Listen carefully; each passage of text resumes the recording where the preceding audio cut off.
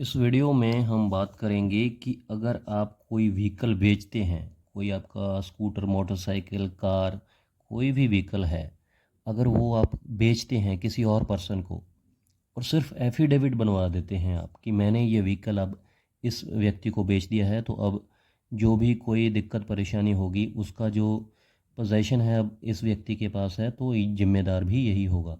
तो एफिडेविट पर कोई व्हीकल बेचने का रिस्क क्या होता है, वही बात करेंगे कि अगर आप ट्रांसफ़र नहीं करवाते हैं आरटीओ ऑफिस में जाकर, उसका ट्रांसफ़र उस व्यक्ति के नाम पर नहीं करवाते हैं व्हीकल का जो आपने बेच दिया है, तो उसका रिस्क क्या हो सकता है, ख़तरा क्या हो सकता है। जैसे मान के चलिए कोई ए नाम का व्यक्ति है, उसके पास एक मोटरसाइकिल है, उसने क्या किया, बी नाम के व्यक्ति को ये बेच दिया। अब ए नाम के व्यक्ति को कानूनन तो जो बी नाम के व्यक्ति को मोटरसाइकिल बेचा है उसको ट्रांसफ़र करवाना चाहिए था बी नाम के व्यक्ति के नाम पर। कहाँ पर? आरटीओ ऑफिस में जाके एक फॉर्म आता है, वो फॉर्म फिल करके वहाँ पर एप्लीकेशन देनी पड़ती है और दोनों के आइडेंटिटी प्रूफ लगेंगे और सिग्नेचर होंगे, तब जाकर वो ए से ट्रांसफ़र हो जाएगा बी के नाम पर। सरकारी रिकॉर्ड में पहले ए के नाम पर वो व्हीकल था, फिर सरकारी रिकॉर्ड में कहाँ पर हो जाएगा, बी नाम के व्यक्ति पर। लेकिन ए नाम के व्यक्ति ने क्या किया, सिर्फ एक एफिडेविट बनवा लिया और बी से पैसे ले लिए, उसको मोटरसाइकिल दे दी और एफिडेविट बनवा लिया, नोटरी से अटेस्ट करवा लिया। नोटरी के पर अटेस्ट करवाने के बाद उस पर ये लिखवाया गया कि मैंने ये व्हीकल बी नाम के व्यक्ति को बेच दिया है और कोई भी बाद में दिक्कत परेशानी आती है तो उसका जो ज़िम्मेदार होगा वो बी नाम का व्यक्ति होगा।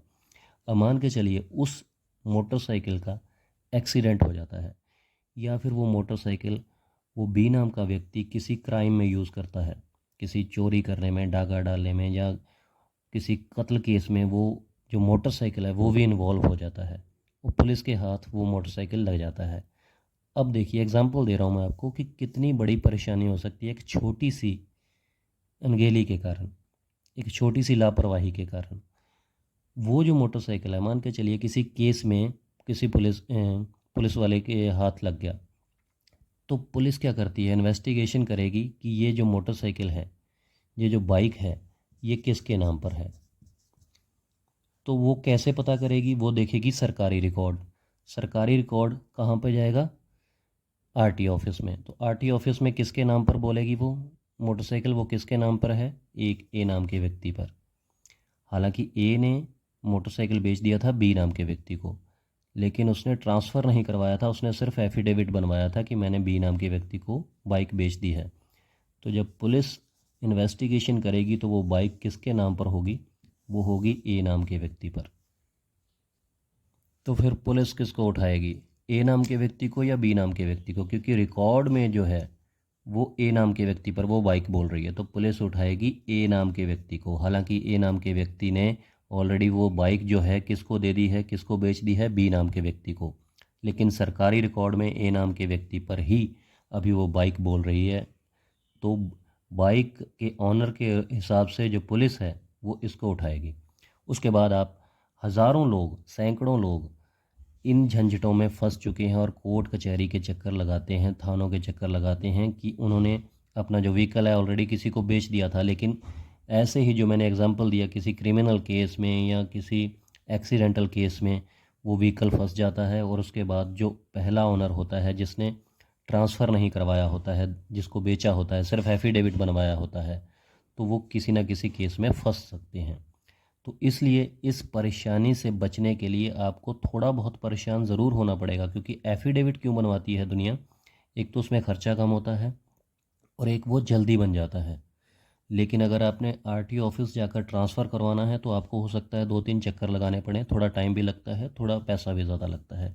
तो उससे बचने के लिए लोग क्या करते हैं कि एफिडेविट बनवा लेते हैं अपने आराम के लिए, लेकिन बाद में वो चीज़ जो है बहुत ज़्यादा महंगी पड़ सकती है। मान के चलिए जो बाइक ए ने बी को बेची थी, वो किसी बी नाम का व्यक्ति किसी का एक्सीडेंट कर देता है और उसमें उसकी मृत्यु हो जाती है किसी और व्यक्ति की। तो बी ने एक्सीडेंट किया क्योंकि बी के पास थी अब बाइक। तो जो जिसका एक्सीडेंट हुआ है उसके परिवार वाले, मान के चलिए सी नाम का व्यक्ति है, बी ने सी को बाइक मार दी और सी नाम के व्यक्ति की मृत्यु हो गई।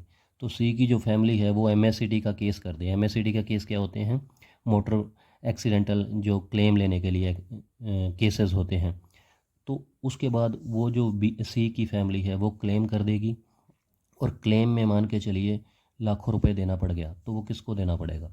वो देना पड़ेगा ऑनर को, या ऑनर को देना पड़ता है, या जो ड्राइवर होता है या और ऑनर होता है उनको जॉइंटली भी कई बार देना पड़ता है।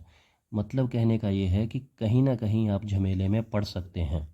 तो उससे बचने के लिए आपको क्या करना चाहिए कि जब भी कोई व्हीकल आपने बेचना है, कार है, बाइक है, ट्रक है, कुछ भी है, तो आपने जब किसी से पैसे लेने हैं, पैसे लेने से पहले किसी हिसाब से कोई कंडीशन रख लीजिए कि आपको पहले अपने नाम पर ये ट्रांसफ़र करवाना होगा।